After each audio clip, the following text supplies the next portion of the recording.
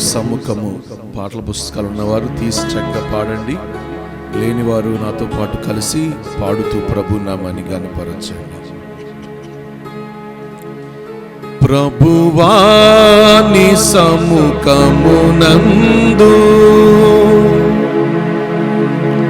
సంతోషము కలదు. హల్లెలూయా సదా పాడెదన్. హల్లెలూయా సదా పాడెదన్. ప్రభువాని సముఖము నందు. అందరూ కలిసి చప్పట్లు కొడుతూ పాడుతూ ప్రభు నామాన్ని గణపరచుకుందాం.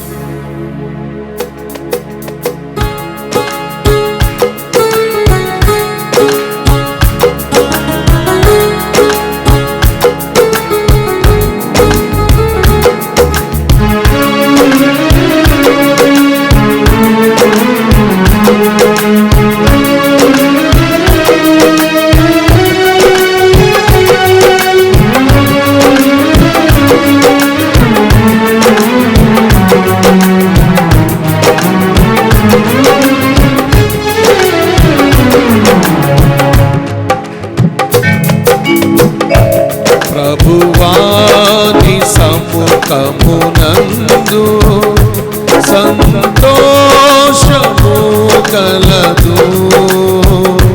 హల్లెలూయా సదా పాడెదన్. హల్లెలూయా సదా పాడెదన్. ప్రభువాని సముఖమునందు.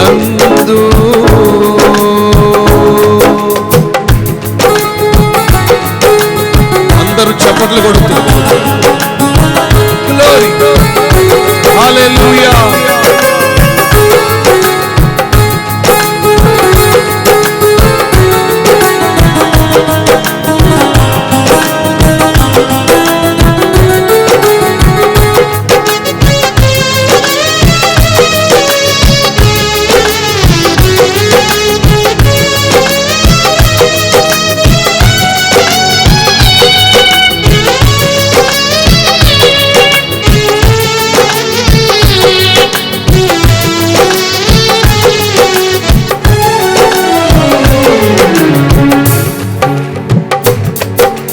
పాపపు భూమిలో నేనుండగా ప్రేమతో నన్నాకర్షించితివే.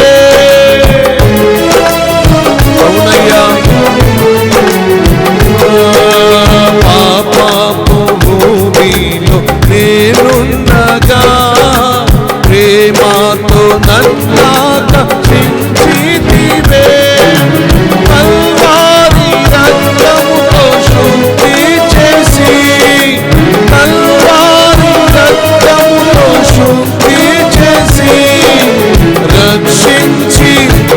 పాడాలి. ప్రభువాని సముఖమునందు సంతోషము కలదు. హల్లెలూయా సదా పాడెదన్. హల్లెలూయా సదా పాడెదన్. ప్రభువాని సముఖమునందు.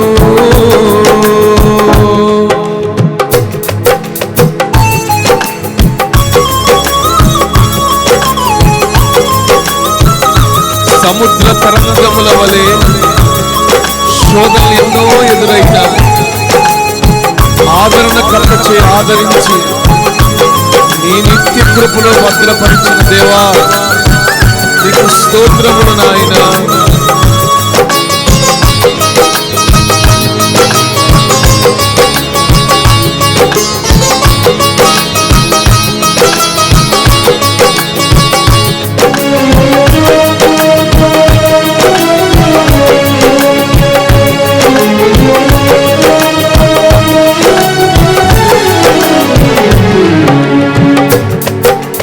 సముద్ర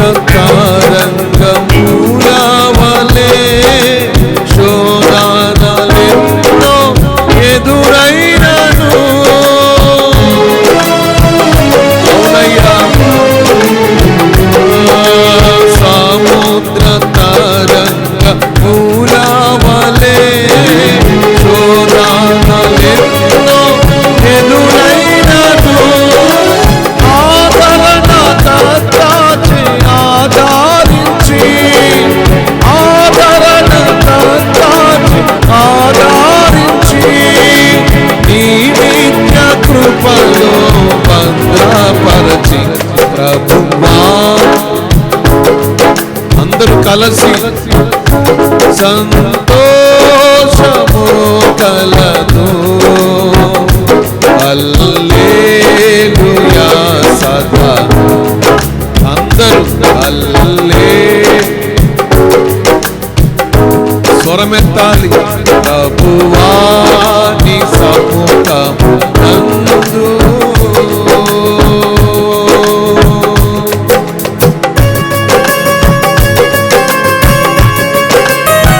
సౌందర్య సియోన్ని నేను తలంచగా ఉప్పొంగుతున్న హృదయముతో ఆనందం మహానానందం అని ప్రియులతో నేను పాడేదను.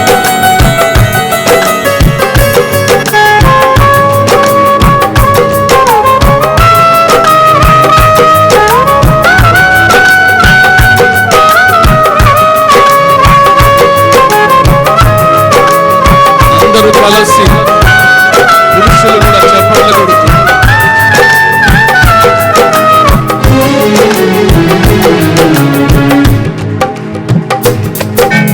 సౌందర్య సియోని తలంచగా ఉప్పొంగుచున్న హృదయముతో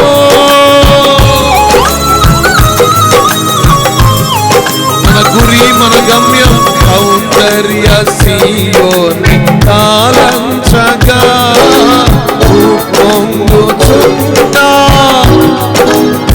అందరూ సౌందర్య సియోని ఉప్పొంగుచున్న హృదయముతో ఆనందమానందమానందమాని ఆనందమానందమానందమాని ప్రియునితో నేను అందరూ ప్రియునితో నేను పాడేదను. ప్రభువా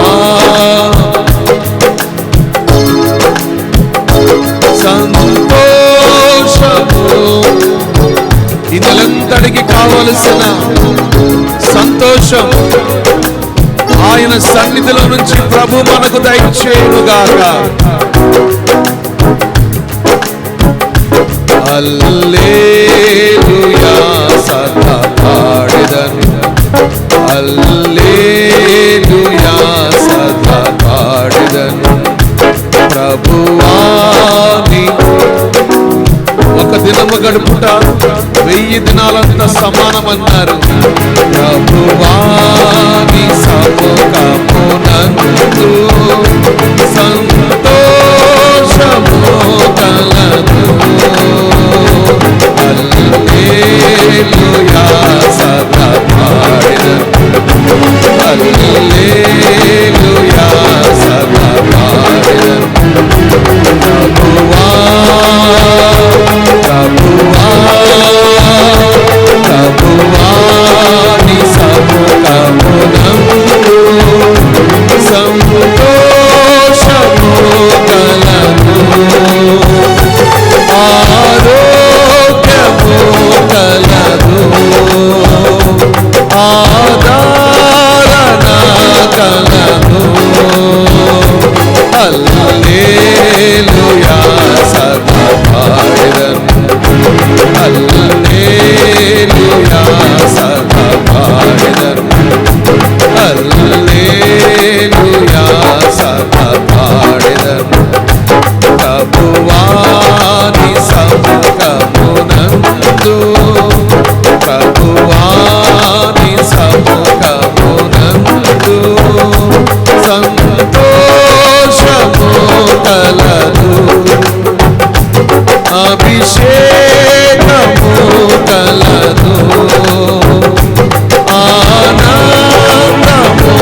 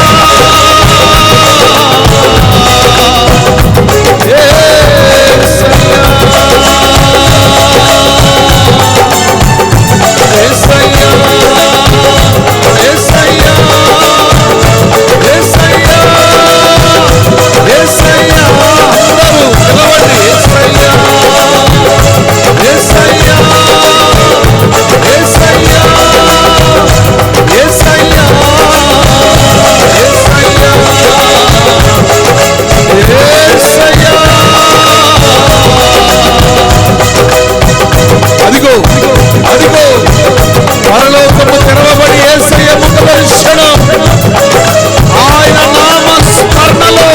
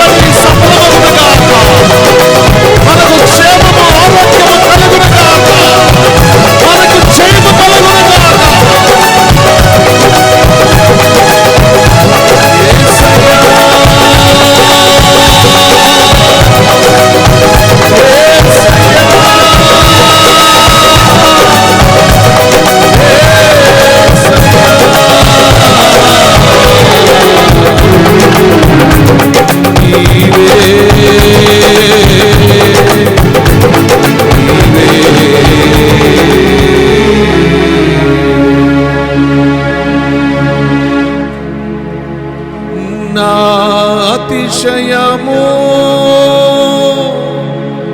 నీవే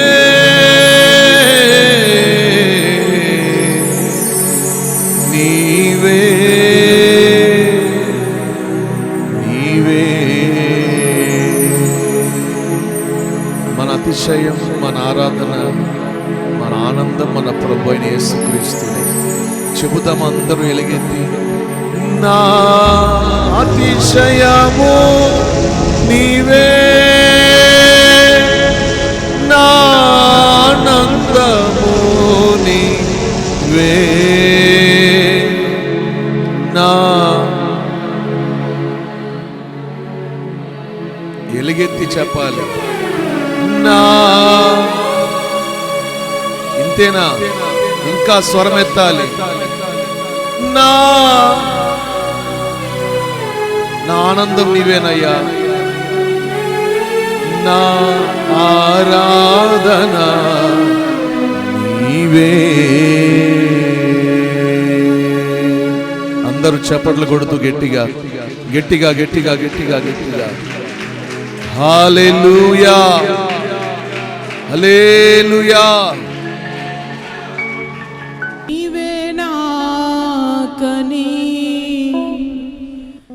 వేరెవ్వరు నాకు లేరని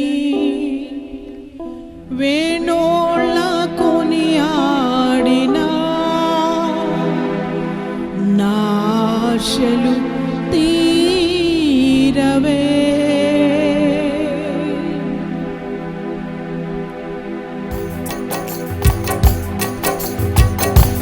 యేసయ్యా నీవే నాకని వేరెవ్వరు నాకు లేరని వేణోళ్ళ కొనియాడినా నా ఆశలు తీరవే.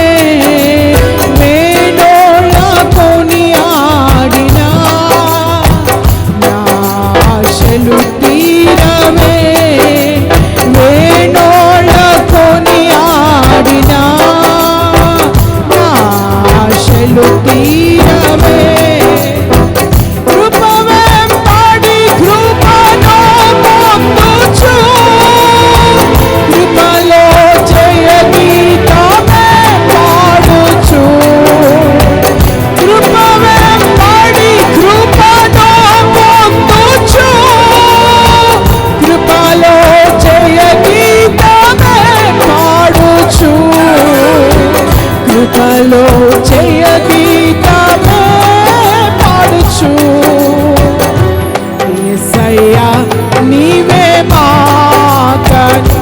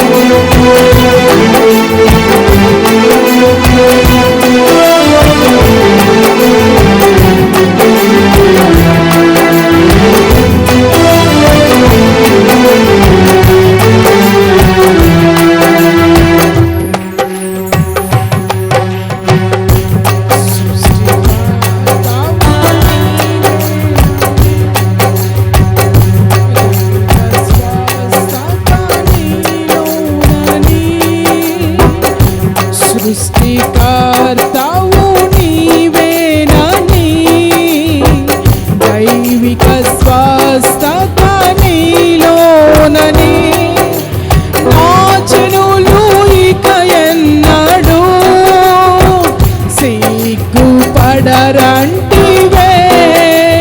నా జనులు ఇక ఎన్నడూ సిగ్గుపడరంటివే. కృపవెంబడి కృపను పొందుచు కృపలో జయ గీతమే పాడుచు. కృపలో జయ గీతమే పాడుచు. యేసయ్యా నీవే నాకని వేరెవ్వరు నాకు లేరని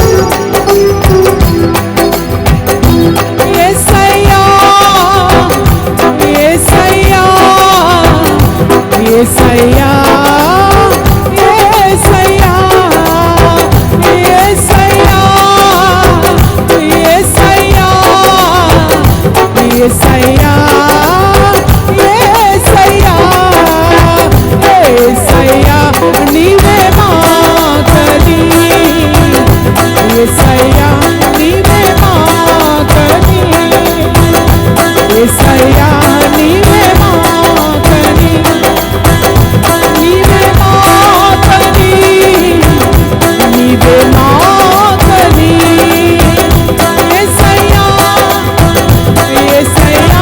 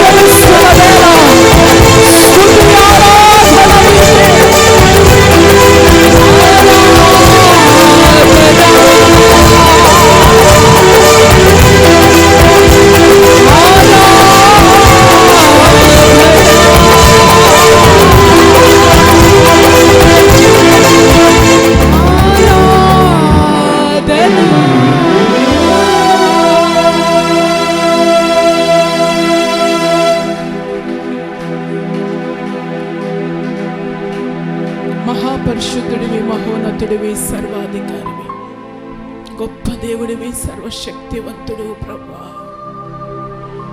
నీకు బహుదూరమైపోతున్న మా జీవితాల్ని అన్నిటికీ నీ విడవక నీకు సమీపముగా చేసుకుంటున్నందుకు స్తోత్రములు.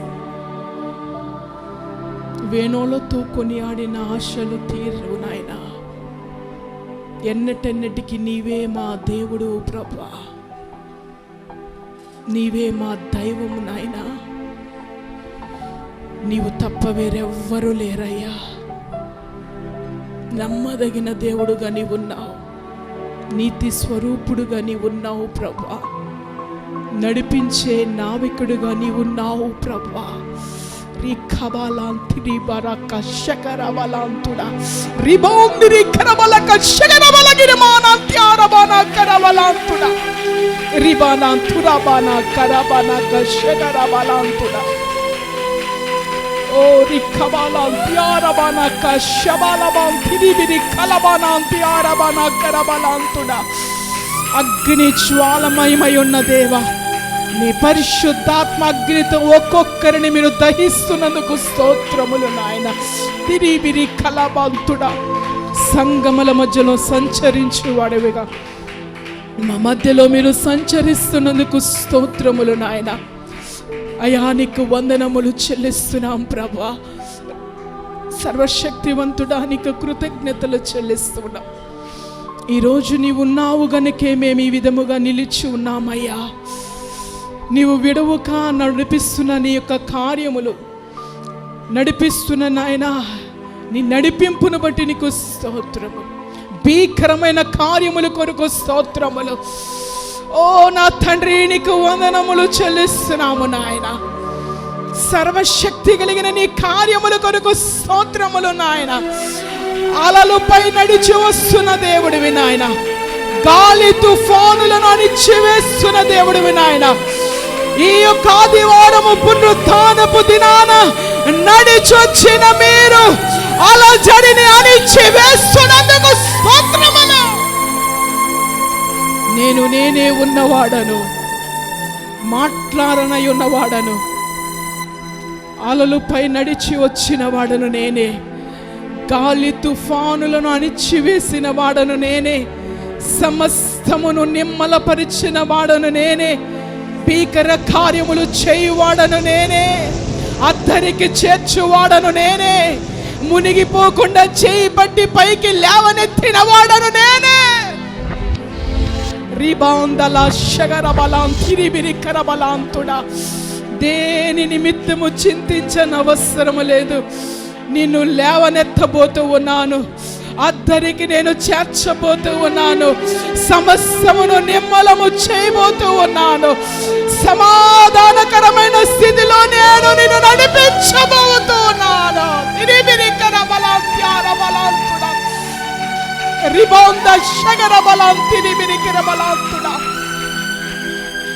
వందనములు నాయనా, నీకు స్తోత్రములు. రిబౌ శగర బలాంతుడా, బలము కలిగిన వాడను నేను, బలమైన కార్యములను చేయవాడను నేను. ఈ లోకములో ఉన్న బలవంతుల యొక్క బలమును అణిచేవాడును నేను, అణిచివేయవాడను నేను, రోషము కలిగిన వాడను నేను. ఊరకే నిలిచి ఉండు చూడు, నా కార్యములు ఉన్నతమై ఉన్నాయి. అత్యున్నతమైన కార్యములతో నేను మిమ్మల్ని తృప్తిపరచబోతూ ఉన్నాను. ముందెన్నడు వెళ్ళని త్రోవలో నేను నిన్ను మిమ్మల్ని నడిపించబోతూ ఉన్నాను. నవనూతనమైన మార్గాలలో నేను మిమ్మల్ని నడిపించబోతూ ఉన్నాను. నిబ్బరము కలిగి ఉండము, ధైర్యము వహించము. మునుపెన్నడు వెళ్ళని త్రోవలో నేను మిమ్మల్ని నడిపించబోతూ ఉన్నాను. నేనే మిమ్మల్ని నడిపించువాడను, నేనే మీకు ఉపదేశము చేయవాడను, నేనే మీ మార్గములను సరళము చేయవాడను.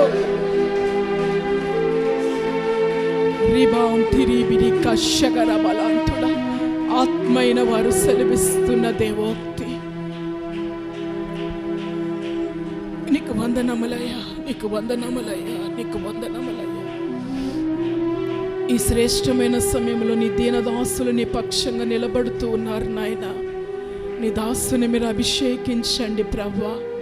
ఆశతో నీ ప్రజలు నీ సన్నిధికి కూడి వచ్చి ఉండగా మాతో మీరు మాట్లాడండి అయ్యా. నీ మాట మమ్మల్ని బ్రతికిస్తుందయ్యా. నీ మాట మమ్మల్ని జీవింపచేస్తుందయ్యా. నీ మాటే మా త్రోవలకు వెలుగయ్యా.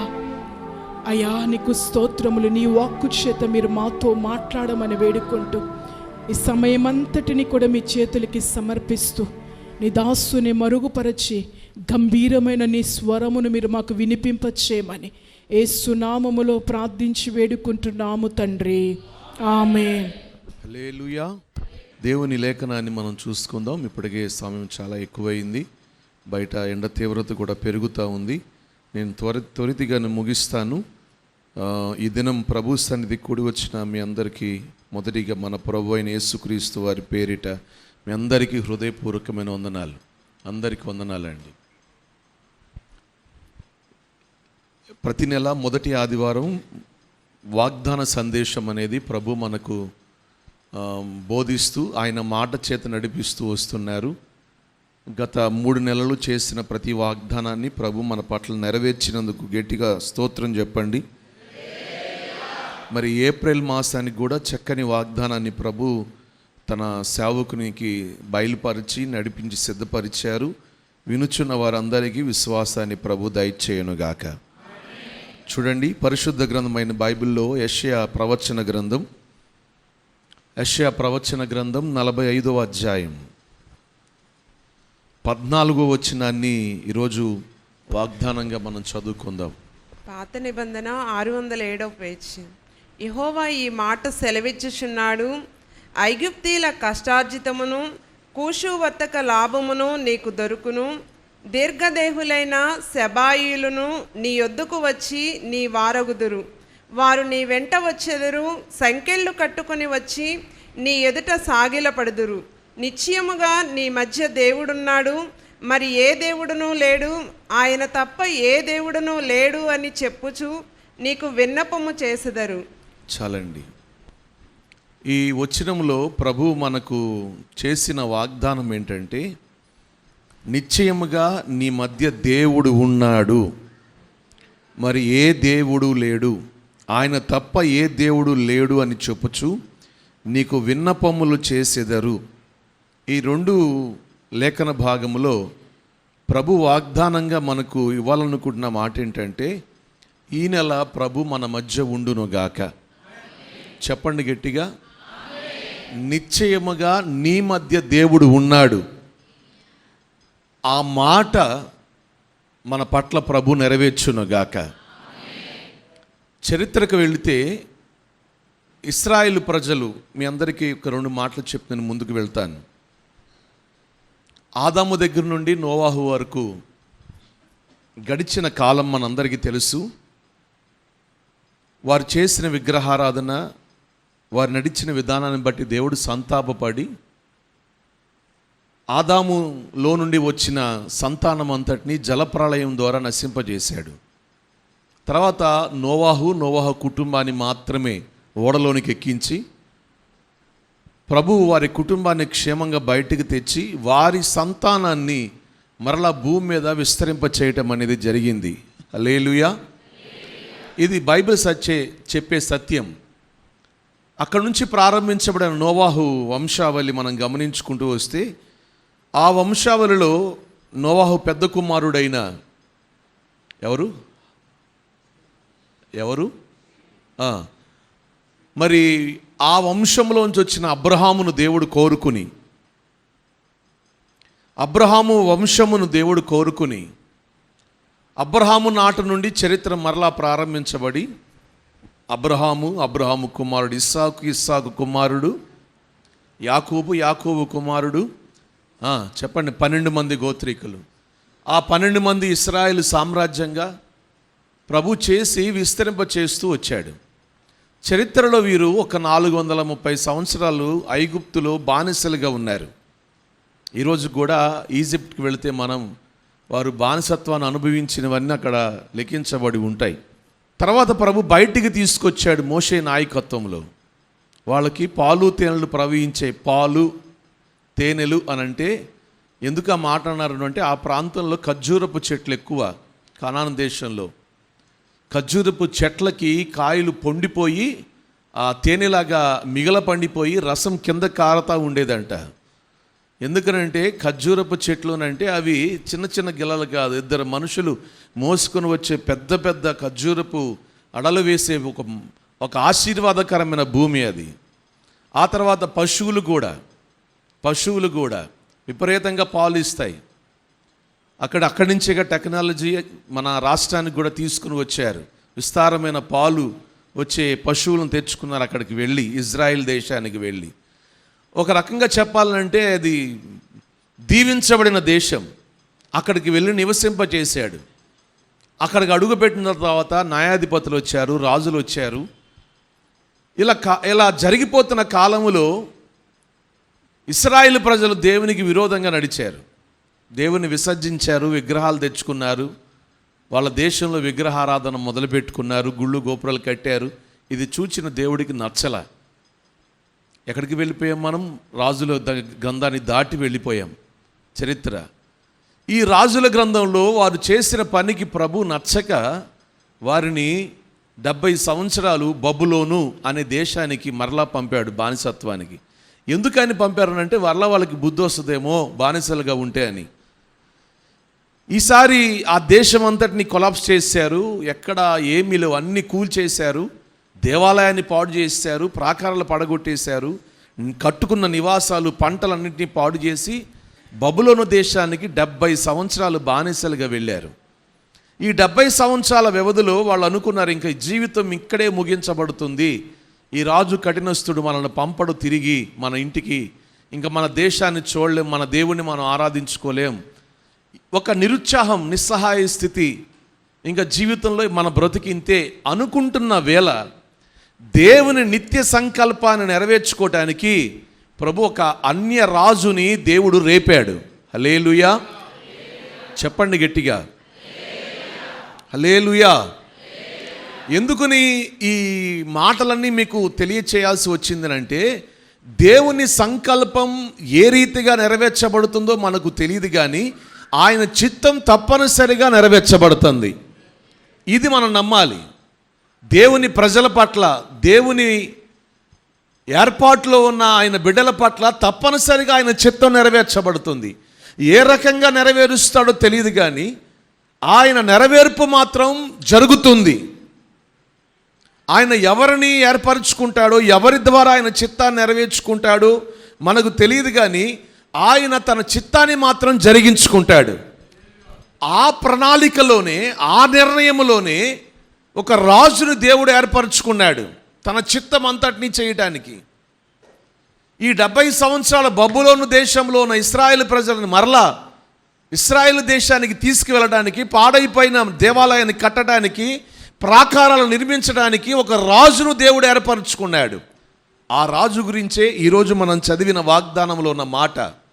ఈ 45వ అధ్యాయం అంతా ఆ రాజును గురించి రాయబడి ఉంది. నేను నిన్ను కోరుకున్నాను, నేనేంటో నీకు తెలియదు, కానీ నేను ఏర్పరచుకున్నాను.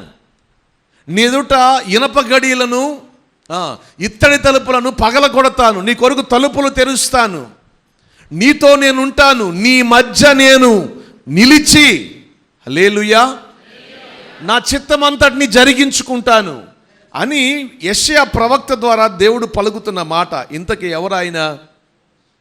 ఎవరి గురించి మాటలని రాయబడి ఉన్నాయి? మనం చదివిన లేఖన భాగంలో 45వ అధ్యాయం మొదటి వచనం చదువుతారు. యెషయా గ్రంథం 45:1.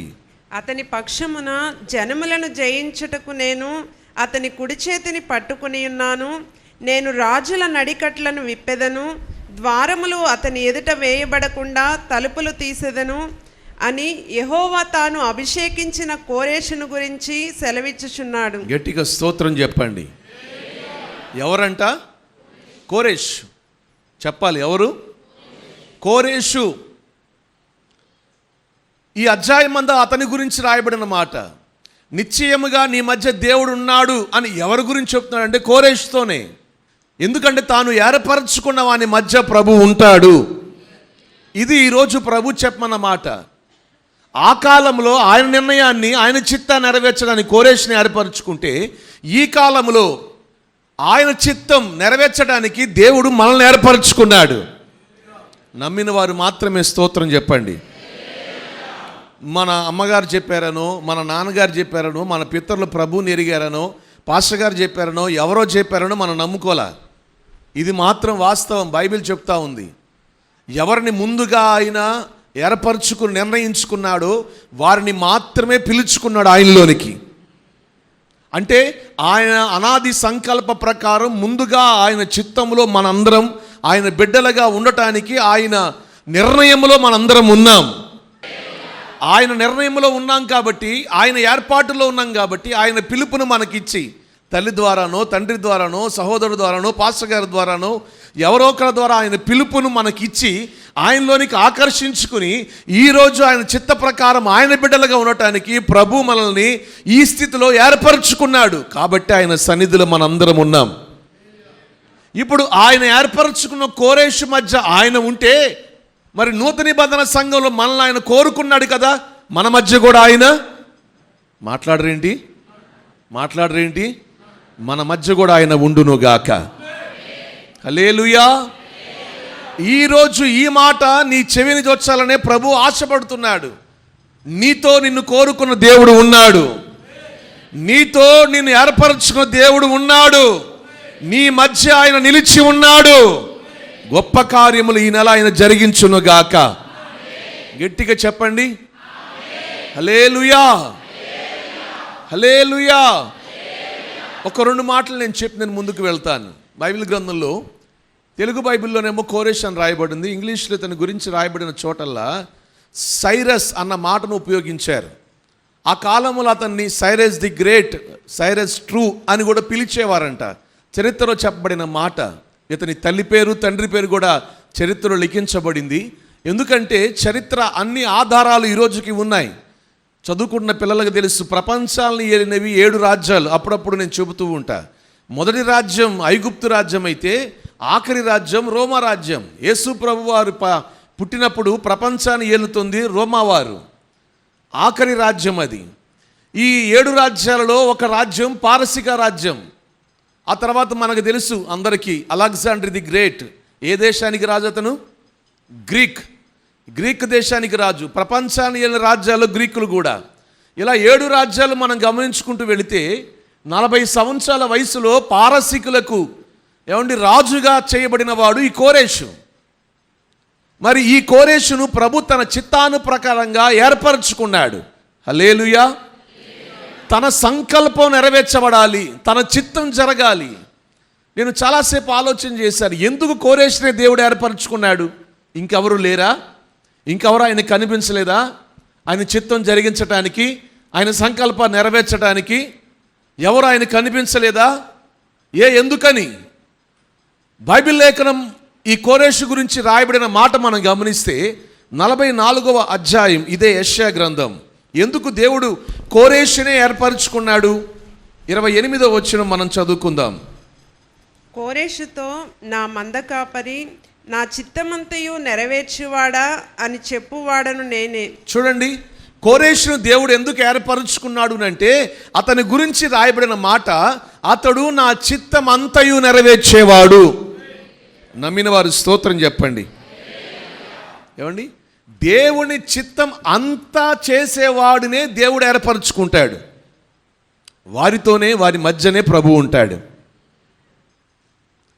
దైవ చిత్తం, దైవ సంకల్పం ఇది మన పట్ల జరుగునుగాక. మనం అనుకుంటుంది వేరు, దేవుడు అనుకునేది వేరు. అందుకనే బైబిల్ చెప్తుంది, మన తలంపులు ఆయన వంటి తలంపులు, మన ఆలోచన ఆయన వంటి ఆలోచనలు. మనం ఇక్కడతో చదువు ఆపేద్దాం అనుకుంటాం, కానీ ఆయన ఇంకా ఉన్నతంగా చదివించాలనుకుంటాడు. మనకి ఈ ఉద్యోగం సరిపోతుంది అనుకుంటాం, కానీ ఉన్నతమైన శిఖరాలకు ఎక్కించాలనుకుంటాడు. మనకి ఈ జీవితం చాలే అనుకుంటాం, కానీ ఆయన ఉన్నతమైన ఆశీర్వాదాలను నడిపిస్తాడు. మన ఆలోచనలు కొంచెం, ఆయన ఆలోచనలు ఆకాశమంతా. బైబిల్ లేఖనం సెలవిచ్చే మాట. మరి ఈరోజు కోరేషును దేవుడు ఎందుకు కోరుకున్నాడు అంటే, కోరేషు దేవుని చిత్తం అంతయు చేసేవాడు. మరి ఈ మాటలు వింటున్న నీతో నా దేవుడు ఉండాలన్నా, నీ మధ్య ఉండాలన్నా, సృష్టికర్త అయిన దేవుడు, నీవు ఆయన చిత్తమును చేయగలవారిగా ఉండాలి. కొన్నిసార్లు ఆయన చిత్తం మనకు నచ్చదు, అస్సలు నచ్చదు. ఆయన చిత్తం కొన్నిసార్లు అవమానాలు, నిందలు, కొన్నిసార్లు కష్టంగా, కొన్నిసార్లు శ్రమలుగా, కొన్నిసార్లు కొన్ని అపజయాలు, కొన్ని జీవితంలో కొన్ని ఎదురవుతూ ఉంటాయి. కానీ దేవుని చిత్తానికి శిరస్సు వంచేవాడి జీవితంలో వారితో పాటు ప్రభు ఉండునుగాక. బిగ్గరగా చెప్పండి, ప్రభు నీ మధ్య ఉండాలంటే నువ్వు దేవుని చిత్తాన్ని చేసేదానివిగా, చేసేవాడివిగా ఉండాలి. హల్లెలూయా, హల్లెలూయా. కానీ ఈరోజు మేడలు మిద్దెలు కట్టుకుంటున్నారు అంటే ఆలోచనలు, ఒక ఉన్నతమైన ఉద్దేశాలు కలిగి, ఒక ప్రణాళికతో ఏదో జరగాలి, ఏదో జరిగించుకోవాలి, జీవితంలో అది సాధించాలి, ఇది సాధించాలని ఎంతో విశాలతను ఆలోచన చేస్తున్నాడు మనిషి. కాబట్టి జీవిత పయనములో తను అనుకున్నది ఎప్పుడైతే జరగట్లేదో నిరుత్సాహపడుతున్నాడు, కృంగిపోతున్నాడు. తను అనుకుంది అందుకోలేకపోయానే అన్న బాధ కృంగదీస్తూ ఉంది చాలామందిని. అలసిపోతున్నారు, సంతోషాన్ని కోల్పోతున్నారు. జీవితంలో ఈ జీవితం ఎందుకు అనుకుంటా నిరుత్సాహపడుతున్న గల కారణం ఏంటంటే, విశాలతను కోరుకున్న మనిషి దేవుని సంకల్ప ప్రకారం ఇరుకు ఎప్పుడైతే వచ్చిందో ఆ ఇరుకుని వారు తట్టుకోలేకపోతున్నారు. కానీ దేవుని చిత్తము చేసేవాడు, అది ఇరుకైనా విశాలత అయినా దేవుని చిత్తమునకు శిరస్సు వంచుతాడు. కాబట్టి ప్రభు ఆ వ్యక్తితో ఉంటాడు. హల్లెలూయా. ముఖములో చిరునవ్వు పోదు, హృదయములో ఆనందాన్ని కోల్పోడు, జీవితంలో ఎప్పుడు సంతోషంగానే ఉంటాడు. కారణం ఇరుకైనా విశాలత అయినా సంతోషంగా ప్రభువులో సాగిపోతాడు. చెప్పండి గట్టిగా. అందుకునే కోరేషన్ దేవుడు కోరుకున్నాడు. హల్లెలూయా.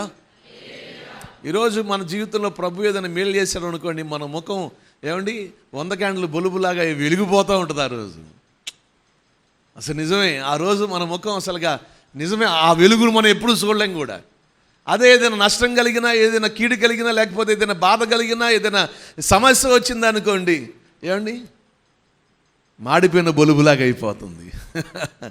మాడిపోయిన బొలుబు ఎలాగుంటుంది? ఏం మాట్లాడరు? నల్లగా అయిపోతుందా లేదా? నిజమే. ఇక ఆ ముఖంలో అసలు సంతోషమే ఉండదు, అసలు ఆ ముఖంలో ఆనందమే ఉండదు. ఈరోజు మనిషి జీవిత పరిస్థితి ఇలాగ ఉంది.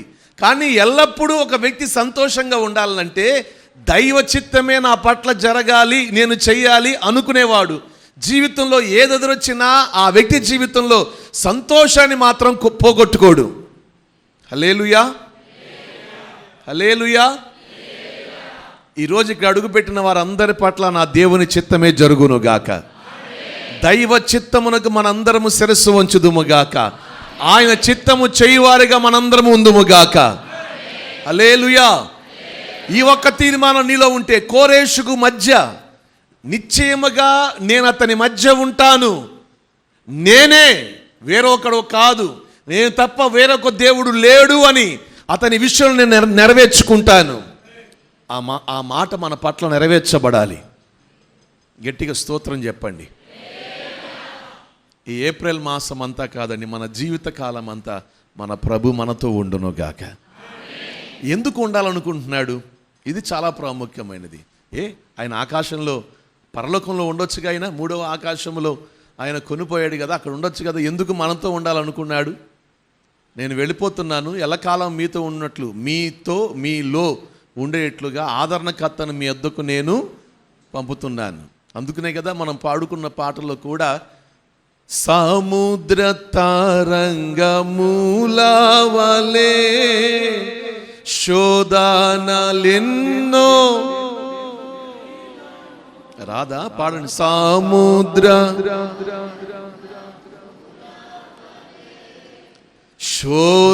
శోధనలెన్నో ఎదురైనను ఆదరణ కర్తాచే, ఆదరణ కర్తాచే ఆదరించి నీ నిత్య కృపలో భద్రపరచి. హల్లెలూయా. ఎవరితో ఆదరిస్తున్నాడంట? ఆదరణకర్త పరిశుద్ధాత్ముడిని మనతో, మనలో ఈరోజు పరిశుద్ధాత్ముడు మనలోనే ఉన్నాడా, మనతో కూడా ఉన్నాడా? చెప్పండి గట్టిగా. అది పాత నిబంధన కోరేషుతో బడిన కోరేషుతో ఉన్న దేవుడు ఈ నూతన నిబంధన సంఘములో ఉన్న ప్రజలతో తన ఆత్మనుంచాడు. హల్లెలూయా. మనం ఒంటరి వారం కాం. అందుకనే ఈ సంఘానికి దేవుడిచ్చిన మాట, ఇదిగో మీరు అనాథలు కాదు, ఆదరణకర్తని మీకు తోడుగా పంపుతాను. ఆమేన్. ఆయన ఆత్మనే పంపాడు, ఆయన ఆత్మచేత నడిపించాడు, ఆయన ఆత్మచేతనే విస్తరింపజేస్తున్నాడు, ఆయన ఆత్మచేతనే కడుతున్నాడు, ఆయన ఆత్మచేతనే తన కార్యాలు జరిగిస్తూ ఉన్నాడు. చప్పట్లు కొట్టి గట్టిగా చెప్పండి హల్లెలూయా, హల్లెలూయా. ఈరోజు నా ప్రభు అదే చెప్పాలనుకుంటున్నాడు. నీతో నీ ప్రభు ఉన్నాడు, నీ మధ్య నీతో ఉన్నాడు. ఈ సంగతి మనిషి మరిచిపోతున్నాడు. నేను ఒంటరి వాడిని, నేను ఒంటరి దాన్ని, నాతో ఎవరు లేరు అని అనుకుంటూ కృంగిపోతున్నాడు. అందుకని ఈరోజు వాగ్దానంగా ప్రభు ఇస్తున్న, నిశ్చయముగా నీ మధ్య దేవుడు ఉన్నాడు. ఆమేన్. ఎవరున్నారంట? ఎందుకు ఉండాలనుకుంటున్నాడు మన మధ్య? ఒక్క 3 విషయాలు మీ ముందు ఉంచాలనుకుంటున్న దేవుని ఆత్మలో. చూడండి, మొట్టమొదటి మాట యోవేలు ప్రవచన గ్రంథం 2వ అధ్యాయం 26వ వచనం చదువుతారు. ఎందుకు ఆయన మన మధ్య ఉండాలనుకుంటున్నారు? యోవేలు ప్రవచన గ్రంథం 2వ అధ్యాయం 26వ వచనం, పేజీ నెంబర్ చెప్తారు. పాత నిబంధన 754వ పేజీ. 754వ పేజీ అండి.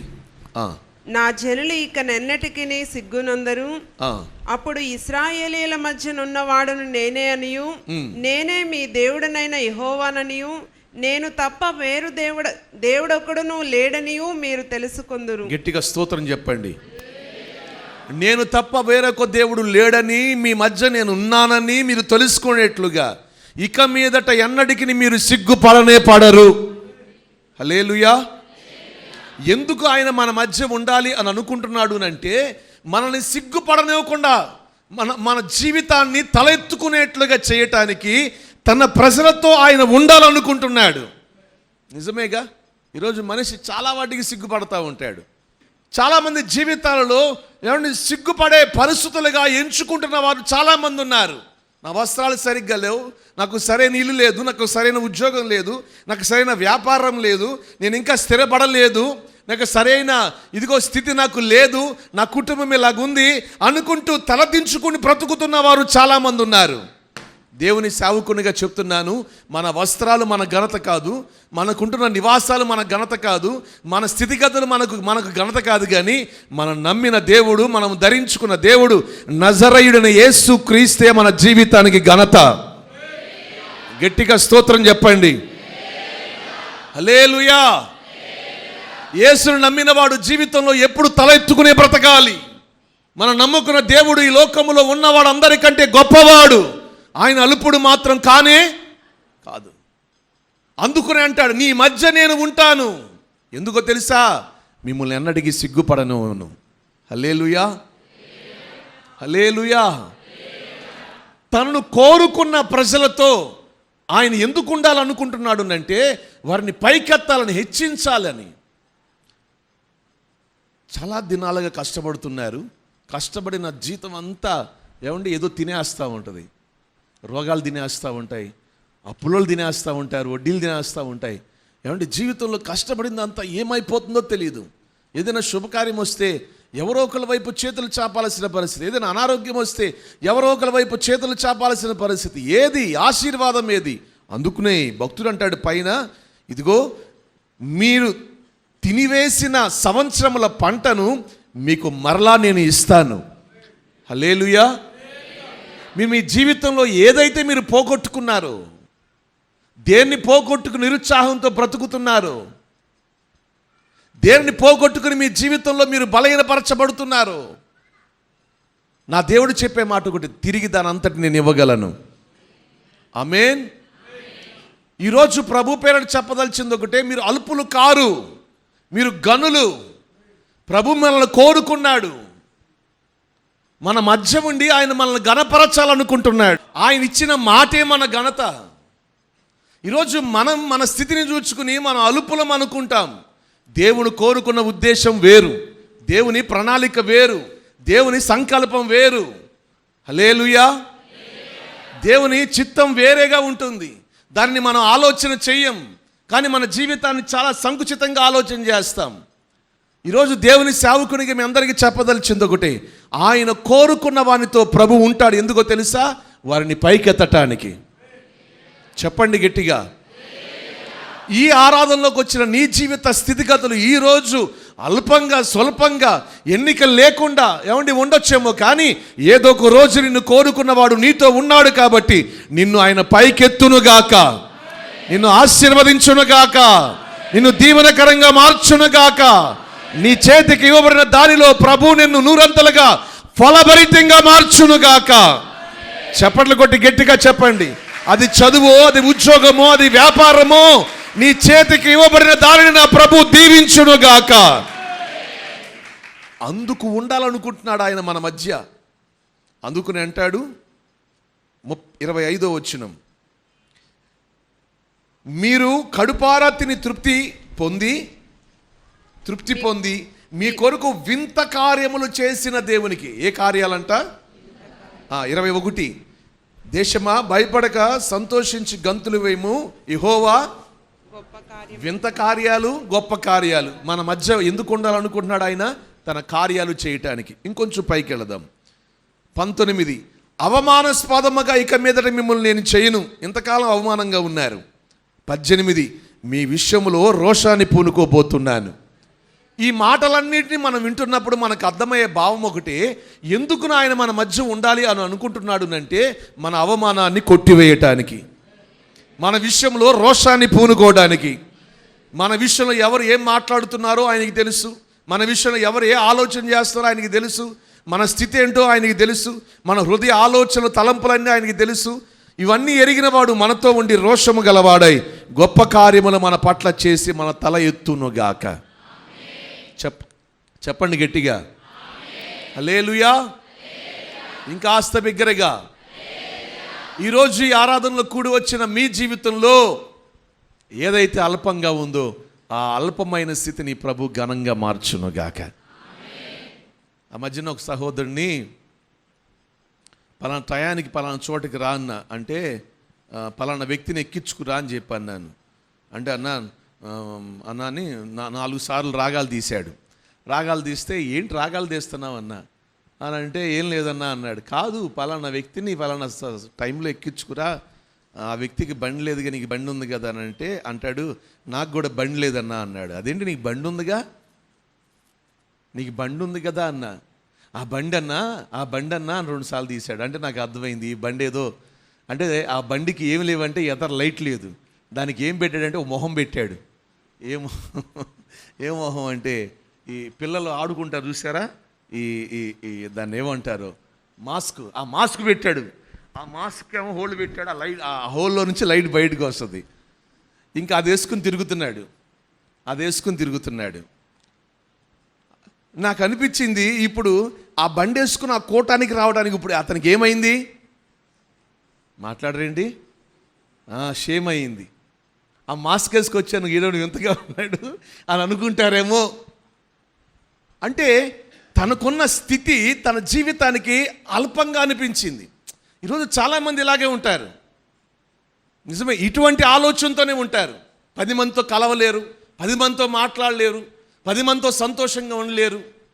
మరుగైపోదాం, ఎందుకంటే తమ స్థితిని బట్టి ఇలా జీవించేవారు చాలామంది ఉన్నారు. కానీ మరుగు చేయడానికి కాదు దేవుడు మనల్ని కోరుకుంది, మనల్ని అందరి ముందు హెచ్చించడానికి ప్రభు కోరుకున్నాడు.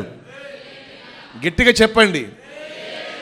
ఏమండి, యేసేపును సంఖ్యలు మరుగు చేయలేకపోయాయి, యేసేపును శ్రమలు మరుగు చేయలేకపోయాయి. యేసేపును దేవుని సంకల్పం ఏమండి బయటకు తెచ్చి ప్రపంచం ఎదుట ఒక ఉన్నతమైన స్థితిలో నిలబెట్టింది. హల్లెలూయా. ఈరోజు ఈ వాక్యం ఉంటున్న నీ జీవితంలో కూడా నిన్ను మరుగు చేయడం ఎవరి వల్ల కానే కాదు. ఏమండి, గంప కింద కోడి పెడితే తెలియకుండా ఉంటుందా? ఏం మాట్లాడరు? అర్థం కాలేదా? గంప కింద తీసుకొచ్చి కోడి పెట్టారండి. ఆ కోడి లోపల పెడితే అది తెలియకుండా ఉంటుందా? అదేం చేస్తుంది? అరుస్తుంది. చాలామంది జీవితాల్లో ఈరోజు అటువంటి ఒక నిరుత్సాహం అనే దాంట్లో ఏమండి కృంగిపోతున్నారు. వద్దొద్దు, వాటన్నిటినీ ఈ నెల నా దేవుడు విడిపించును గాక. మన మధ్య మన ప్రభు ఉన్నాడు. ఆమేన్. ఆయన తప్ప వేరొక దేవుడు లేడు నువ్వు తెలుసుకునేట్లుగా నీ విషయం రోషము గలవాడై గొప్ప వింత కార్యములు జరిగించి మనము సిగ్గుపడనివ్వకుండా మన తల పైకి ప్రభు ఎత్తును గాక. చెప్పండి గట్టిగా హల్లెలూయా. ఇప్పుడు చెప్పండి, ఎందుకు ఉండాలనుకుంటున్నాడు? తాను కోరుకున్న ప్రజలతో ప్రభు ఎందుకు వారి మధ్య ఉండాలనుకుంటున్నాడు? వారిని పైకెత్తాలని. ఈరోజు ఈ మాటలు విశ్వసించి వెళుతున్న వారందరితో ప్రభు ఉండునుగాక. వారి మధ్య ఉండి వారి స్థితిగతులలో వారి పైకెత్తునుగాక. ఈ నెల రిజల్ట్స్ రాబోతున్న ప్రజలారా, బిడ్డలారా, యవన బిడ్డలారా, మిమ్మల్ని మీ తల ఎత్తుకునేట్లుగా నా ప్రభు మీకు గొప్ప జయాలు ఇచ్చునుగాక. గట్టిగా చెప్పండి. ఒకవేళ పిల్లలు లేకపోయినా, తల్లిదండ్రులు ఉన్నా, మీ పిల్లలకి గొప్ప జయాలు ప్రభు దయచేయనుగాక. మన మధ్య ఎవరున్నారు? చెప్పండి, మన మధ్య ఎవరున్నారు? ఆయన మన తల ఎత్తునుగాక. రెండో మాటగా చూడండి, ఎందుకు ఆయన మన మధ్య ఉండాలనుకుంటున్నారు? జెఫన్యా గ్రంథం 3వ అధ్యాయం 15వ వచనం చదువుకుందాం. జెఫన్యా గ్రంథం 3వ అధ్యాయం 15వ వచనం. 774 పేజ్. తాను మీకు విధించిన శిక్షను యెహోవా కొట్టివేసి ఉన్నాడు, మీ శత్రువులను ఆయన వెళ్ళగొట్టి ఉన్నాడు. ఇశ్రాయేలుకు రాజైన యెహోవా మీ మధ్య ఉన్నాడు, ఇక మీదట మీకు అపాయము సంభవింపదు. ఆమేన్ చెప్పండి గట్టిగా. గట్టిగా చెప్పాలి. హల్లెలూయా. మీ మధ్య మీ దేవుడు ఉన్నాడు. ఎందుకని ఉన్నాడంటే, ఇదిగోండి మీకు అపాయము రానియకుండా చేయటానికి. హల్లెలూయా. వచ్చేది వేసవి 2024. గత సంవత్సరాల కంటే వేడిమి ఎక్కువ ఉంటుంది, వడగాల్పులు ఎక్కువ ఉంటాయి అని అంటున్నారు. నిజమే. ఏ అపాయం ఏ రోజు ఎవరికి పొంచుందో తెలియని ఈ లోకములో ఈ నెల ప్రభు మాటిచ్చి పంపుతున్నారు. ఆయన మన మధ్య ఉండి ఏ అపాయము రాకుండా కాపాడునుగాక. ఒక బిడ్డ, చిన్న బిడ్డ ఆడుకుంటున్నాడంట, చాలా సరదాగా ఆడుకుంటున్నాడు. తల్లి చూస్తానే ఉంది. ఆ వంటకి సంబంధించిన కోసుకుంటా ఉంది. ఆ కోసినవి కడుగుదామని 2 అడుగులు అట్లా లోపలికి వేసింది. వేసి బయటకు వచ్చేవాడికి పిల్లవాడు లేడు, కనిపించలా. అంతా వెతికింది, ఏమయ్యాడో అర్థం కాల. చుట్టుపక్కల అంతా తిరిగి వచ్చింది, చాలా ఏడుస్తూ ఉంది. చివరికి చూస్తే ఎక్కడో ఏడుపెన పడుతుంది. ఎక్కడ అని చూస్తే దానికి దగ్గరలో ఒక పొలం. ఆ పొలంలో ఏమండి బోరు వేయటానికి అని చెప్పని హోలు వేశారంట. 140 అడుగులు లోపలికి వెళ్ళిపోయాడు. ఇంకా అంతే సంగతి. ఆ తల్లికి తెలుసా కొద్ది సమయాల్లో బిడ్డకి ఇటువంటి ఇలా జరుగుతుందని? ఏం మాట్లాడరు. చాలా సరదాగా ఆడుకుంటా ఉంది, సరదాగా మాట్లాడుకుంటా ఉంది బిడ్డతో. నిజమే, ఈరోజు ఏ సమయంలో ఎవరికి ఏ అపాయం కలుగుతుందో తెలియని లోకములో ఉన్నాం. కానీ ప్రభు మాట ఇచ్చి పంపుతున్నారు. ఆయన మన మధ్య ఉండి అపాయము ఏమీ సంభవింపకుండా ప్రభు కాపాడునుగాక. అందుకనే మోషే అంటాడు, 91వ కీర్తన 7వ వచనం చదవండి. 91వ కీర్తన 7వ చరణం. నీ ప్రక్కన 1000 మంది పడినను, నీ కుడి ప్రక్కన 10,000 మంది కూలినను అపాయము నీ యొద్దకు రాదు. గట్టిగా స్తోత్రం చెప్పండి. నీ ఇంటి ముందాలు వడగాలు తగిలినను, నీ ఇంటి వెనకమాలకి వడదెబ్బ తగిలినను. మాట్లాడరేంటి? అపాయం నా దగ్గరికి. ఈ మాట నాతో అందరూ కలిసి చెప్పాలి. ఏ మాట అంటే, ఎక్కడ 7వ వచనమా? నా పక్కనను 1000 మంది పడినను, నా కుడి పక్కనను 10,000 మంది కూలినను అపాయము నీ యొద్దకు అపాయము నా యొద్దకు రాదు. అపాయము నా యొద్దకు. ఇప్పుడే అన్నారు, ఇంకొక అరగంటలో ఆరాధన అవుతుంది. బయటికి అడుగు పెట్టగానే ఏం జరుగుతుందో ఏంటో, ఈ ఎండ ఏంటో ఇలాగుంది అని మాత్రం అనుకోవద్దు. ఎందుకంటే హృదయపూర్వకంగా అందరూ పలికారు. పక్కన 1000 మంది, ఇంకొక పక్కన 10,000 మంది కూలిపోయినా నా మధ్యలో నాతో నా ప్రభు ఉన్నాడు. అపాయం నా యొద్దకు రాదు. ఇది విశ్వాసపు మాట. హల్లెలూయా. ఈరోజు ఇటువంటి ఒక మాట ఇటువంటి ఒక విశ్వాసం ప్రభు నీ జీవితంలో నెరవేర్చునుగాక. హల్లెలూయా. నీ విశ్వాసమే నీ జీవితానికి విజయం. అందుకనే అంటాడు, నా పక్కన 1000 మంది, నా కుడి పక్కన 10,000 మంది కూలిపోయిన అపాయం మాత్రం నా దగ్గరికి రాదు. ఇంకొక మాట అంటాడు అక్కడ 10 వచ్చినమేనా, నీకు అపాయమేమీ రాదు, నీకు అపాయం ఏమీ రాదు, ఏ తెగులును నీ గుడారమును సమీపించదు. ఆమేన్. చెప్పండి గట్టిగా, నీకు అపాయం ఏమీ రాదు. లాస్ట్ మంత్ ఒక డాక్టర్ గారి దగ్గరికి వెళ్తే సిస్టర్కి ఈ చేయి నొప్పి పడుతుందని ఏమి మాట్లాడకుండా మందులు ఇచ్చి, ఏం లేదులేమ్మా అని చివరిలో ఒక మాట, లోపల ఏదో గెడ్డలాంటిది తగులుతూ ఉంది చెస్ట్లో అన్నారంట. ఇంకా అంతే సంగతి. ఆ మాట చెప్తే ఇంకెట్టా ఉంటుంది, ఏదో నిదానంగా పొడిచినట్టు. ఇంకా అంతే సంగతి, ఇంకా అంతే సంగతి. బాబోయ్ ఇప్పుడు అదేమవుతుందో ఏంటో నాయనోయ్, ఇంకా అంతే సంగతి. తెలియని ఒక భయం, ఆందోళన. ఎంత మర్చిపోదామన్నా, ఎంత వదిలేద్దామన్నా వదిలేయగలుగుతామా? ఇంకా అదే తొలుస్తూ ఉంటుంది లోపల. 12 గంటల ప్రార్థన జరుగుతూ ఉంది. విశ్వాసంతో 12 గంటల ప్రార్థన చేసుకున్నారు. దేవుని మహాకృప వెంటనే వెళ్ళి చెక్ చేయించుకుంటే అసలు అటువంటిది లేనే లేదు. ఈరోజు డాక్టర్లు నమ్మి నిర్ణయాలు తీసుకోమాకండి. ఎందుకంటే ఈ డాక్టర్ ఒక రకంగా చెప్తాడు, ఇంకో డాక్టర్ ఇంకొక రకంగా చెప్తాడు. ఈరోజు పరిస్థితులు అట్టాగా ఉన్నాయి. అంతేనా? నిజమే. అందుకనే చెప్తున్నా దేవుని సేవకునిగా, అపాయము నా యొద్దకు రాదు. జీవము గల దేవుని సన్నిధికి వచ్చారు. ఈ బలిపీఠ నుంచి దేవుడు మాట్లాడుతున్నాడు. ఏ అపాయము మన యొద్దకు ప్రభు రానే రానియ్యడు. కొంతమందే చెప్పారు, నమ్మిన వారు మాత్రమే చెప్పండి. ఎందుకనంటే ఒక సత్తువు గల చోట దేవుడిని సిద్ధపరిచాడు.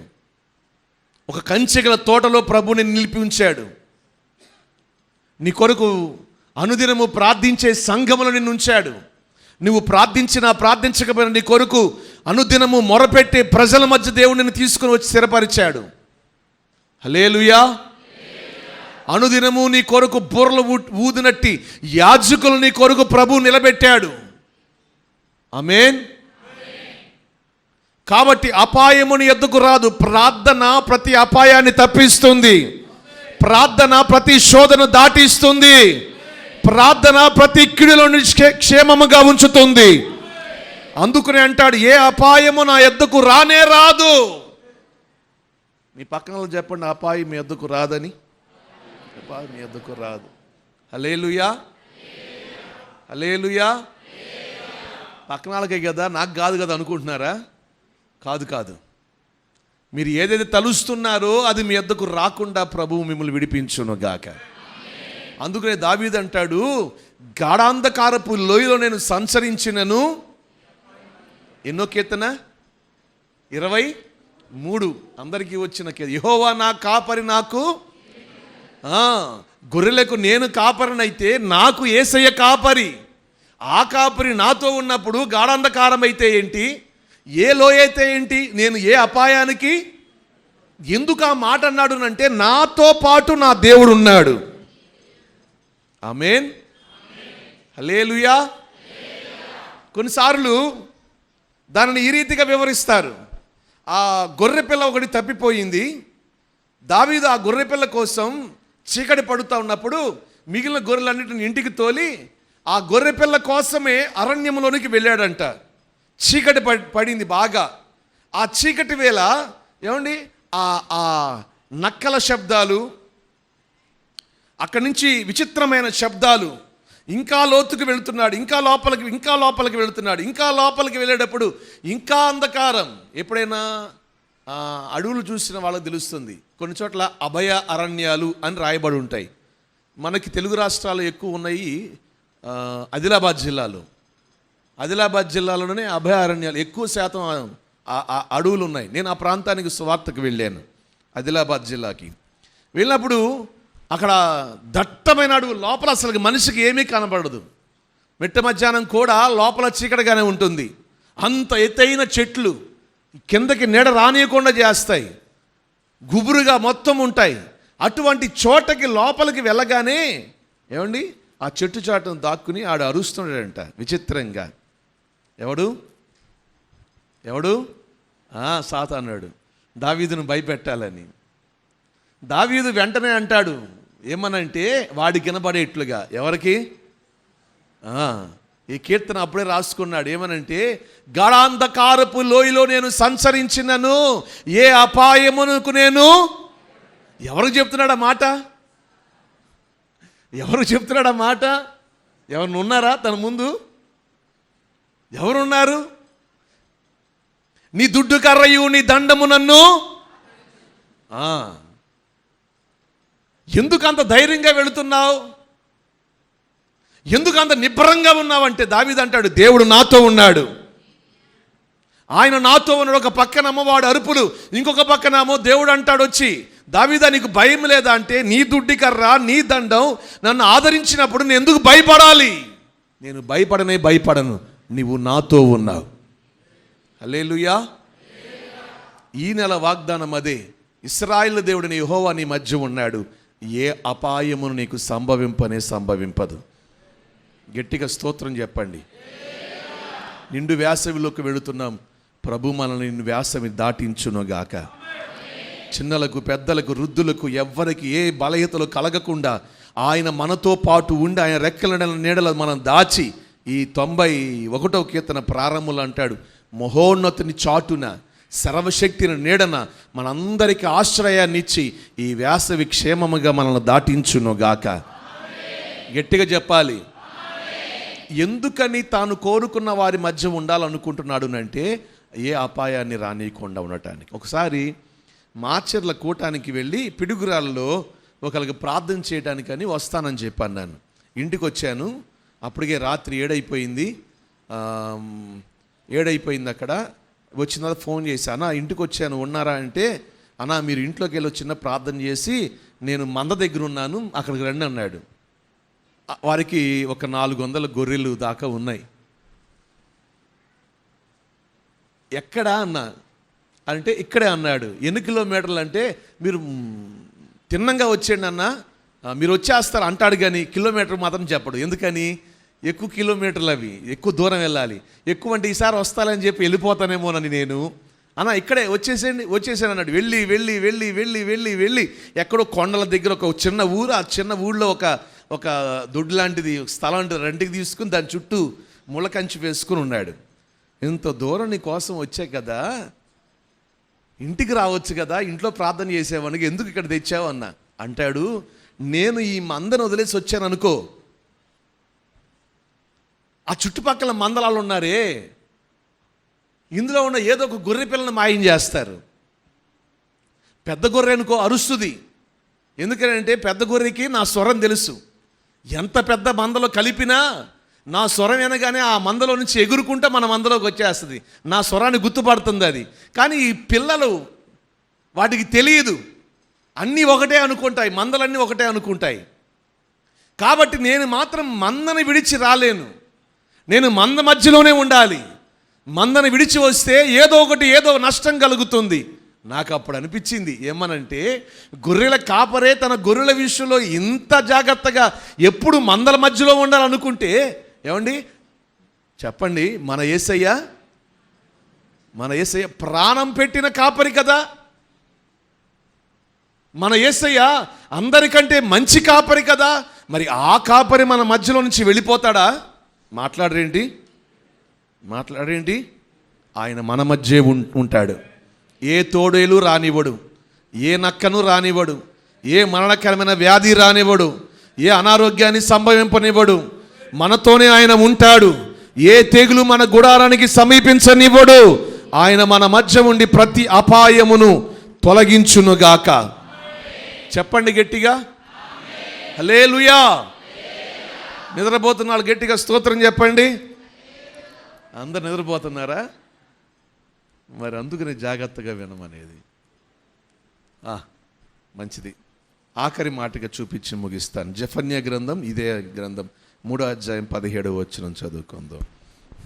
నీ దేవుడైన యెహోవా నీ మధ్య ఉన్నాడు, ఆయన శక్తిమంతుడు, ఆయన మిమ్మను రక్షించును. గట్టిగా స్తోత్రం చెప్పండి. ఒకటి సిగ్గుపడనివ్వడు, రెండోది ఆపద రానివ్వడు, ఆఖరిగా ఆయనే మనల్ని రక్షించుకొనుగాక. మనం చదివిన ఈ లేఖన భాగంలో రక్షించు అన్న మాట చాలా అల్పంగా ఉండొచ్చేమో కానీ ఇంగ్లీష్ బైబిల్లో రాయబడిన మాట సేవియర్, సేవ్ చేస్తాడంట. ఈరోజు ఎవరైనా సేవ్ చేసేవాళ్ళు ఉంటే బాగుండు అని చూసేవాళ్ళు చాలామంది ఉన్నారు. రక్షకుడు, మనం ఉన్న స్థితిలో నుంచి ఎవరైనా మనల్ని రక్షిస్తారేమో మీరు అనుకుంటున్న ఆలోచనలు కాదు ఇవి. మీరు రక్షిస్తాడు అని అంటే ఏదో కీడు వస్తుంది, ఏదో అపాయం వస్తుంది, అందులో నుంచి దేవుడు మనల్ని రక్షిస్తాడేమో అన్న ఒక ఉద్దేశంలో మీరు మీ ఆలోచనలో ఉండొచ్చేమో, కానీ ప్రభు ఆ కోణంలో మాట్లాడాలనుకోవట్లేదు. ఆయన ఎందులోంచి రక్షించాలనుకుంటున్నాడు? ఆదికాండానికి రండి, 20వ అధ్యాయం 6వ వచనం చదువుతారు త్వరగా. ఆదికాండం 20వ అధ్యాయం 6వ వచనం. అందుకు దేవుడు, అవును, యథార్థ హృదయంతో దీన్ని చేసితివని నేను ఎరుగుదును, మరియు నీవు నాకు విరోధముగా పాపము చేయకుండా నేను నిన్ను అడ్డగించి తిని. ఆమేన్ చెప్పండి కాస్త బిగ్గరగా. అబీమెలెకుతో దేవుడు చెప్తున్న మాట ఏంటో తెలుసా? నీవు నాకు విరోధముగా పాపము చేయకుండా నేను నిన్ను అడ్డగించాను, నేను నిన్ను రక్షించాను. తలల పైకెత్తి దేవుని మాటలు వినండి. ఈరోజు నా ప్రభు చెప్పాలనుకుంటున్న మూడో మాట ఒకటి, ఎందుకు మన మధ్య ఉండాలనుకుంటున్నాడు అంటే, ఏమండి, మనము పాపము చేయకుండా మనల్ని రక్షించటానికి. ఈరోజు రక్షించబడిన వారు అని లేదు, రక్షణ లేని వారని లేదు. పాపానికి లొంగిపోతున్న వారు, లోకానికి లోబడుతున్న వారు, సాతాను చేత విడవబడుతున్న వారే కనపడుతున్నారు. రక్షించబడిన వారు అని లేదు, రక్షించబడని వారు అని లేదు. అందరూ ఆకర్షించబడుతున్నారు లోక ఆశలకు, లోకంలో ఉన్న వాటికి. ఏమండి, వాటికి ఆకర్షించబడి ఈరోజు చాలామంది పవిత్రతను కోల్పోతున్న వారు చాలామంది ఉన్నారు. మరి ఈరోజు ప్రభు బల్ల కదా, ప్రభు దేహంలోనికి చేయవైపోతున్నాం కదా, మరి పరిశుద్ధంగా పవిత్రంగా దేవుని కొరకు ఆయన కొరకు బ్రతికి మరి పవిత్ర బల్లకు సిద్ధపడి రాగలిగామా? గత నెలలో ప్రభు మనల్ని అడ్డగించగలిగాడా? పాపము చెయ్యకుండా. అబీమెలెకు అంటాడు, అబీమెలెకుతో దేవుడు, నీవు నాకు విరోధముగా పాపము చేయకుండా నేను నిన్ను అడ్డుకున్నాను.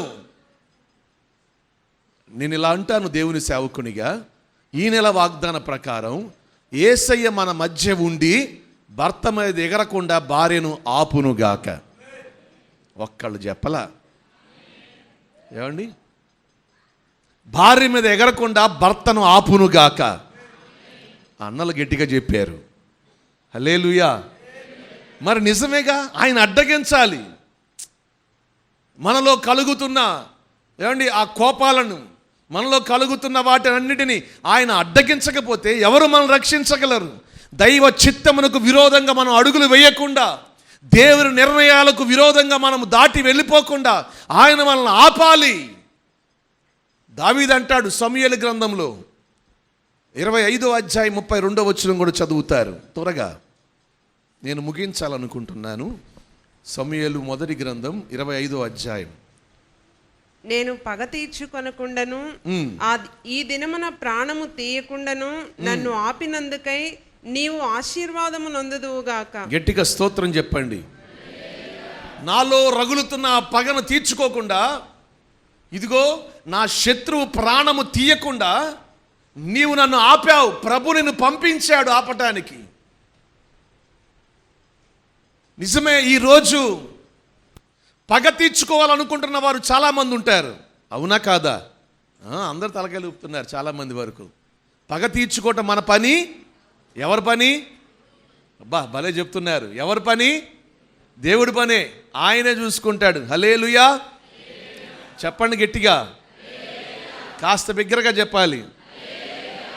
మందిరం కడుతున్నామని చెప్పాను, ఒక ఆయన ఓ ఎగురుతున్నాడు. అక్కడ ఉన్న వాళ్ళందరినీ ఓ గుమ్ముకు అందరినీ సమకూరుస్తున్నాడు. నా ఇంటి ముందు మందిరం ఏంటి, మీరందరూ బాగానే ఉన్నారు, రోజు ఆదివారం నాకే సంత అన్నట్టుగా 24 గంటలు ఏదో ఒకటి ఇబ్బంది పెడుతూనే ఉన్నాడు. సంవత్సరం అయిపోయింది, 2 సంవత్సరాలు అయిపోయింది, కట్టడానికి వీల్లేదంటున్నాడు. వింత ఏంటంటే వాళ్ళ అమ్మగారు ప్రార్థన ప్రభు నమ్ముకుంది, వాళ్ళ బంధువులు ప్రభు నమ్ముకున్నారు. ఈయన మాత్రం ఒప్పుకోడు. కోట్ల ఆస్తిపరుడు, ఆస్తిని బట్టో లేకపోతే దేన్ని బట్టో తెలియదు కానీ అస్సలు మాత్రం ఒప్పుకోడు. ఓ రోజు కారు ఉంది, మరి కారు వేసుకెళ్ళకోకుండా మరి ఎందుకు వెళ్ళాడు, బండి వేసుకెళ్ళాడు. రోడ్డు దాటుతుండగా అవతల నుంచి కుక్క పిల్ల వచ్చి బండి కింద పడింది. ఇంకా అంతే సంగతి, కాలు పైకి కట్టారు, కట్టు హాస్పిటల్లో పడుకోబెట్టారు. నేను వెళ్ళా, హాస్పిటల్కి సెంటినల్లో పెట్టారు.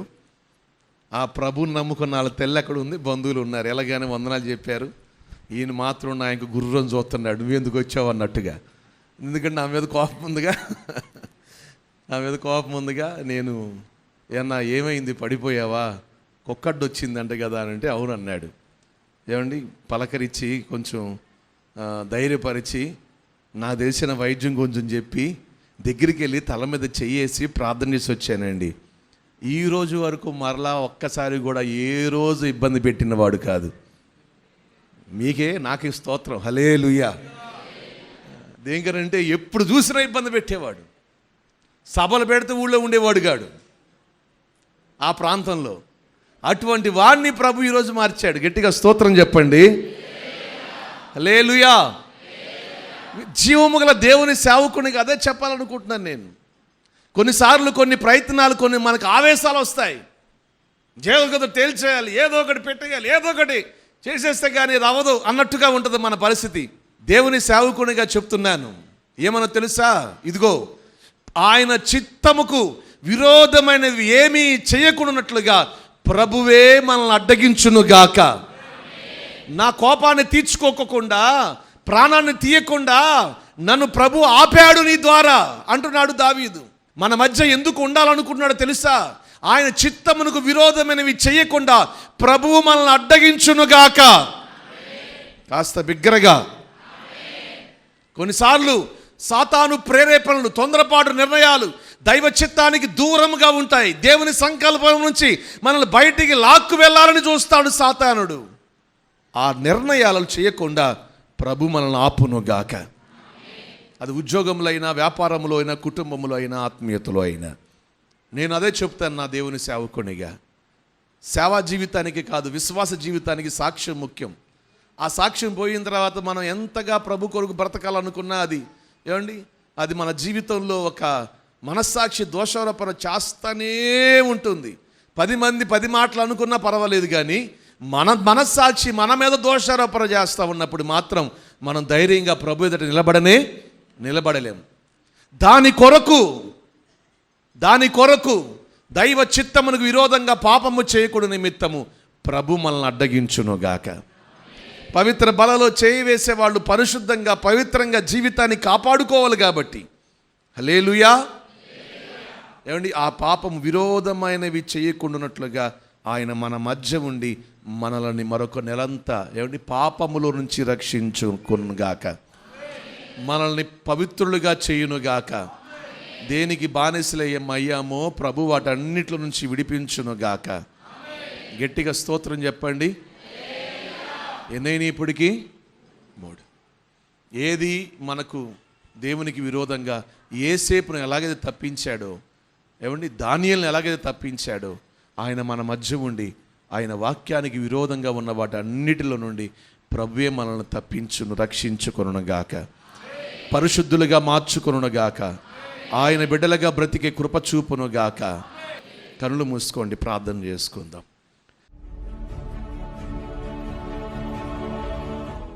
ఇశ్రాయేలు దేవుడైన యెహోవా నీ మధ్య ఉన్నాడు. ఎందుకు ఉండాలనుకుంటున్నాడు? నిన్ను పైకెత్తటానికి. 2వది అపాయము రానియకుండా నిన్ను కాపాడడానికి. 3వది నిన్ను రక్షించటానికి, పాపములో లోకములో పడిపోకుండా, దైవ చిత్తమునకు విరోధమైన వాటిని చేయనివ్వకుండా నిన్ను అడ్డగించటానికి నీ మధ్య ఉండాలనుకుంటున్నాడు. ఆయన నీతోనే ఉంటాడు. ఇక మీదట ఆయన నీ మధ్య నిలిచి ఉంటాడు. నిశ్చయముగా నీ దేవుడు నీ మధ్య ఉన్నాడు. హల్లెలూయా, హల్లెలూయా. అపాయము తొలగునుగాక, పాపము తొలగునుగాక.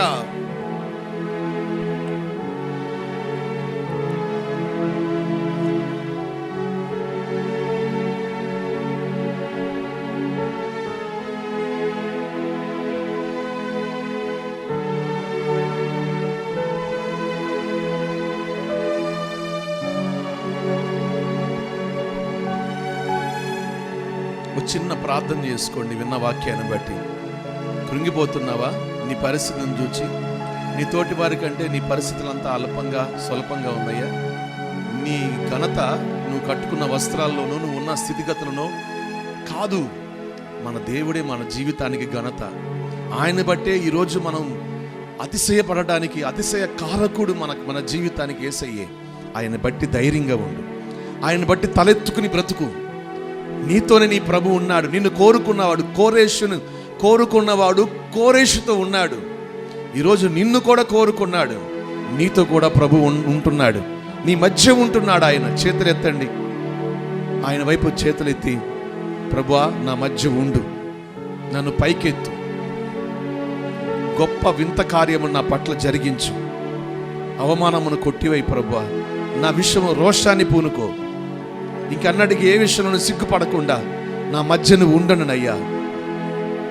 ఈ లోకంలో ఎడు చూచిన ఎన్నో అపాయాలు, ఏ అపాయము నాకు నా కుటుంబానికి రాకుండా నా మధ్య ఉండండి అన్నయ్యా, నా కుటుంబంతో ఉండండి అయ్యా అని అడగండి. మూడోదిగా ప్రభు లేఖనం సెలవిస్తూ ఉంది, ఆయనే మనల్ని రక్షిస్తాడు. పాపం ఏలుతున్న కాలములో నిజమే, ఏ రీతిగా ఏ పాపములో పడిపోతామా తెలియని ఈ కాలములో, అంతా మంచిగా కనబడుతున్న ఈ కాలములో ఆయనకు విరోధమైనవి జరగకుండా, మాట్లాడకుండా, వినకుండా ఆయనే మనల్ని అడ్డగించునుగాక. వాటన్నిటి నుంచి ఆయన మనల్ని రక్షించునుగాక, పరిశుద్ధులుగా ఉంచునుగాక. ప్రార్థన. మహాపరిశుద్ధుడివి, మహోన్నతుడివి, సర్వాధికారివైన గొప్ప దేవానికి స్తోత్రములు ప్రభా. ఈ నెల ఈ మొదటి పునరుద్ధానపు ఆరాధనలో తండ్రి, వాక్కై మీరు మమ్మల్ని దర్శించినందుకై నీకు స్తోత్రములు ప్రభా. నీ వాక్కు చేత మీరు మమ్మల్ని ధైర్యపరిచినందుకై స్తోత్రములు నాయన. కోరేష్తో మీరు చెప్తున్నారు, నేను నీ మధ్య ఉంటాను అని ప్రభా. అవునయ్యా, ఎందుకంటే నీ చిత్తమంతటిని నెరవేర్చే వ్యక్తిగా ఉన్నాడని అయా లేఖనాల్లో రాయబడి ఉంది. మా మధ్యలో కూడా నాయన ఈ నెలంతయు కాదు నాయన, మా జీవిత కాలం అంతయు కూడా మీరు మాతోనే ఉండి మా మధ్య ఉండి మీరు నడిపించండి ప్రభానికి స్తోత్రాలు. నిత్యము నీ చిత్తమును మేము నెరవేర్చు వారముగానే ఉండాలి ప్రభా. అది నాయన మాకు ఇష్టమున్నా లేకున్నా, అది నాయన మేలైనా కీడైనా శ్రమైనా ఏదైనప్పటికీ కూడా ప్రభా, నీ చిత్తమునే నెరవేర్చే మనస్సును దయచేయండి. నీ చిత్తానుసారంగా అడుగులు వేసే మనస్సునే మీరు మాకు దయచేయండి. అప్పుడు నేను వారితో వారి మధ్యలో ఉంటానని చెప్పారు కదా ప్రభా. మీరుండి నాయన అయా సిగ్గును కొట్టివేసి పైకెత్తే దేవుడుగా ఉన్నారు ప్రభానికి స్తోత్రములు నాయన. ఏ విషయంలో ఎంతమంది నాయన అవమానముతో, సిగ్గుతో, నిందతో తలదించుకుని ఉంటున్నారో నాయన మీరు పైకి ఎత్తమని వేడుకుంటున్నాం ప్రభా. నీ నామానికి ఘనత కలిగేటట్లుగా తండ్రి మీరు మా మధ్యలో ఉండే విధముగా నడిపించమని వేడుకుంటున్నాం. అపాయమును కొట్టివేస్తానని రెండోదిగా మీరు మాట ఇచ్చారు. ఏ దిక్కు నుండి ఏ శ్రమ, ఏ ఆపద, ఏ అపాయం పొంచుందో తెలియని దినాల్లో పొంచున్న ప్రతి వాటిని కొట్టివేయండి ప్రభానికి స్తోత్రములయ్యా. నీ కాపుదల దయచేయండి. మూడోదిగా అంటున్నారు రక్షిస్తానని. అవును ప్రభా, పాపములో పడకోకుండా, నీ చిత్తములో నుండి తొట్టిల్లుకోకుండా అయ్యా మీరు రక్షించండి ప్రభానికి స్తోత్రములు నాయన. తప్పించే దేవుడుగా ఉన్నారు, రక్షించే దేవుడుగా ఉన్నారు. మమ్మల్ని అన్ని విషయాల్లో ప్రభా ఆత్మీయతను కాపాడుకునేటట్లుగా మమ్మల్ని రక్షిస్తూ నడిపించమని వేడుకుంటూ నాయనా నీకు స్తోత్రములు. ఈ దినం మీరు పలికిన ప్రతి మాట మా అందరి జీవితంలో ఫలవంతముగా మీరు మార్చండి అయ్యా. దుష్టుడు ఎత్తుకుని పోకోకుండా నీరు కట్టి ఫలింపచేయమని నీ దాసుని మీరు బలపరిచి వాడుకున్నందుకు స్తుతిస్తూ యేసయ్య పరిశుద్ధ నామములో ప్రార్థించి వేడుకుంటున్నాము తండ్రి. ఆమేన్, ఆమేన్. 4 స్తోత్రాలు చెల్లిస్తున్నాం దేవా. గొప్ప దేవుడవు, నీకు వందనాలు, స్తోత్రాలు ప్రభా. ఈ ఏప్రిల్ మాసంలో కూడా ఈ మొదటి పునరుద్ధరణ దినాన్ని మాకిచ్చి ప్రభు బలలో పాలుకోవడానికి నువ్వు సహాయం చేశావు. నీ వాగ్దానాన్ని విని విశ్వాసము గలవారమై నీ మాటలు పట్టుకుని వెళ్ళడానికి నువ్వు కృప చూపుతున్నందుకు వందనములు. నువ్వు మాతోనే ఉన్నావు, మా మధ్యలోనే ఉన్నావు దేవా.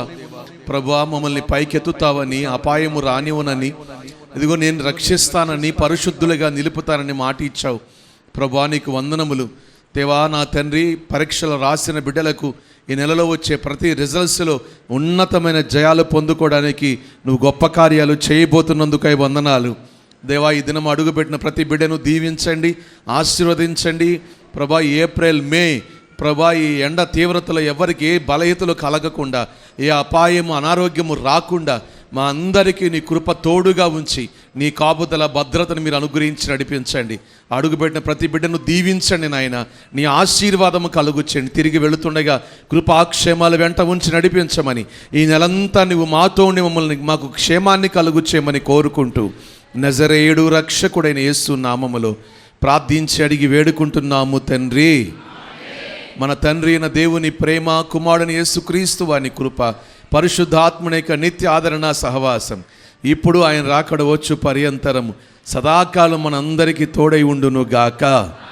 ఆయన మన మధ్య ఉండి మనల్ని నడిపించును గాక. హల్లెలూయా.